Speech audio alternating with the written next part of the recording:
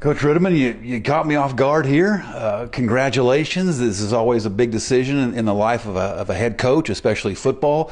So tell us, why is now the right time for you? Well, Vinny, I'll be honest with you, just a lot of things have happened recently in our life, in our family. 37 years of coaching. I've loved every day, every minute of it. I've been blessed to be at some great places.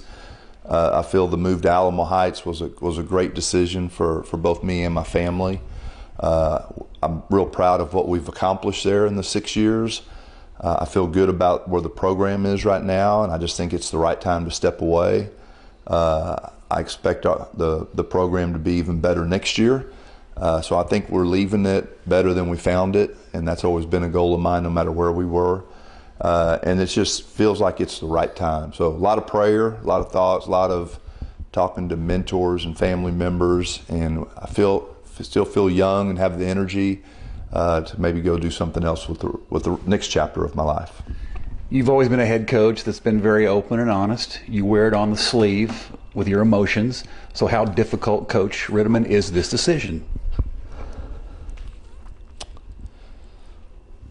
Probably the hardest decision I've ever made. Again, I've been so blessed to work with and for some of the greatest people that have been in my life and in my circle.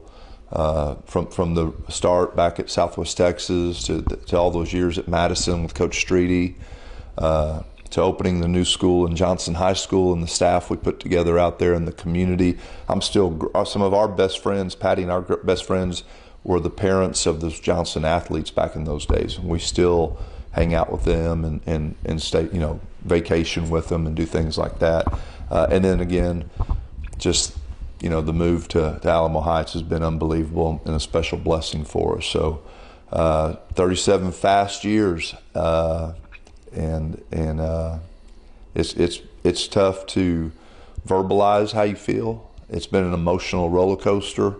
I've had such great, just memories of what we've done, but at the same time, a little frightening going forward. Change is hard for everybody, but I know that it's the right thing, and we're excited to go do this next chapter. Isn't it crazy how life works? Suddenly you face forward, and it's 37 years later. Can you believe it? I remember being the young guy on the staff. I don't know what happened. But again, you still look good. Well, I bless you. I appreciate that. I just think surround yourself with good people, regardless of your profession. I've been fortunate to be around some really good people along the way. It's just, when it's fun to drive to work every day for 37 years, that's just special. And I hope everybody experiences that, but I don't know. I just know what I've lived through. But I've had some great mentors, great leaders, great role models. I still don't have life figured out just yet. Like I tell my mom, one day I'm going to grow up and get a real job. And I'm still just excited about this next chapter. I don't know what it's going to be. I don't have a plan. That's the hardest thing to tell people, is that, when you retire without really a plan of what's next in your life, it's kind of scary. But for me, I look at it with optimism of what it can look like and the potential for what it might look like 6 months from now or a year from now. But I am excited about, we're going to have a grandbaby coming in the next couple of weeks, Hunter and Katie. We're looking forward to meeting Bo Rittimann and see how. I hope he can throw a ball. He'll do that. So we're just excited about all the things going on in our lives right now, and would like to have the freedom to be able to go do certain things at times of the year that, when you work 37 years coaching football, it's 7 days a week. So vacationing from August to December usually doesn't go very well.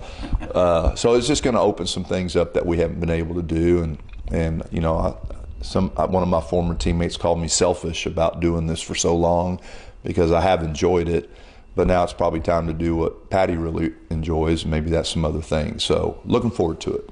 Can you share, Coach, what you're going to miss about the old dog days of two-a-days in August and Friday nights and halftime locker room speeches? You've done a lot of those. What are you going to miss about that stuff? All of it. It's just the process. I enjoyed, seriously, for 37 years, I've enjoyed off-season workouts, early morning meetings, working out 106 degrees in August, just because it's the process of getting a young group of guys ready the coaching staff and the players for the potential of what could happen in November and December. And so to see that come to fruition and have some of these, playoff runs that go into December, then you look back and go, man, that 7 a.m. workout in August is why we're here in December, or those off-season workouts. So, it's like we tell our guys even today is don't just get excited about the games, and be excited about the whole process of what you get to do, because games are 10 nights of the year, and there's 355 other days. You better be equally as excited to get out of bed and show up here every day, because it really is a blessing to get to coach and be part of that. And for the last, 10 or 12 years of my career, my focus has really been about, how do you give back to the game? What we've all taken from the game our whole lives. And I'm at the point now that I want to give back to the game and make sure it's better, as we're leaving it than when we found it. I know you know this, but I want to say it to you, Coach, in case you need to hear it again. You have impacted countless lives.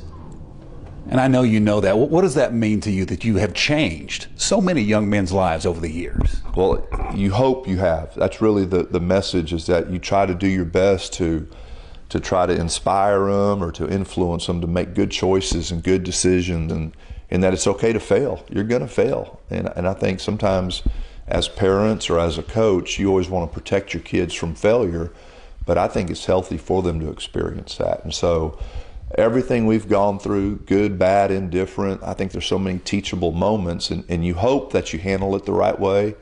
As the head coach, there's just days that when bad things happen, you really want to look for somebody, but you got to be the person that steps up and has an answer, or at least try to convince them, hey, we're going to handle it the right way, whatever that is. And probably the best day of my career was one day years ago. I realized I didn't know all the answers, and so it's just been very beneficial to go through walks of life with all these young people that go through your program and coaches, and watch them grow and mature and develop.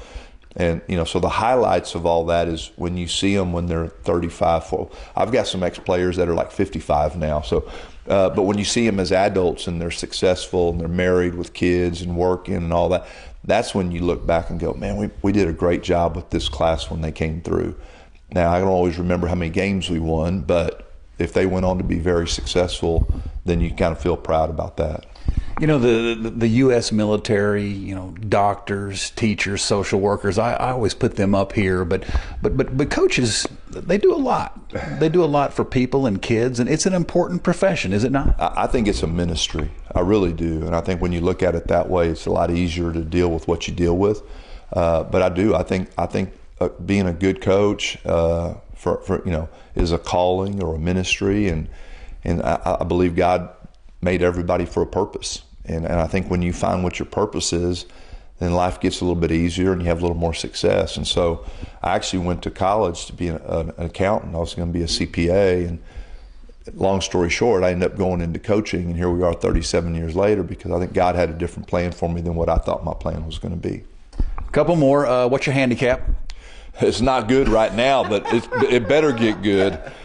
I haven't even played enough in the last few years to even have a handicap. But I would imagine, too, though, that Patty has one of those, what they call them, a honey-do list, right? There's no doubt. There's plenty of those things we got to do. We've got so many things we've talked about doing when this day happens.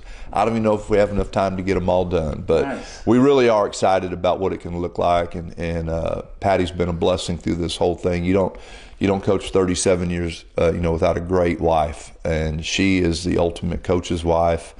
She did so much for our family throughout this whole process. She's enjoyed all three communities we've been in. And then I'm going to say the same thing about Hunter and Kylie. Being a coach's kid is not always easy.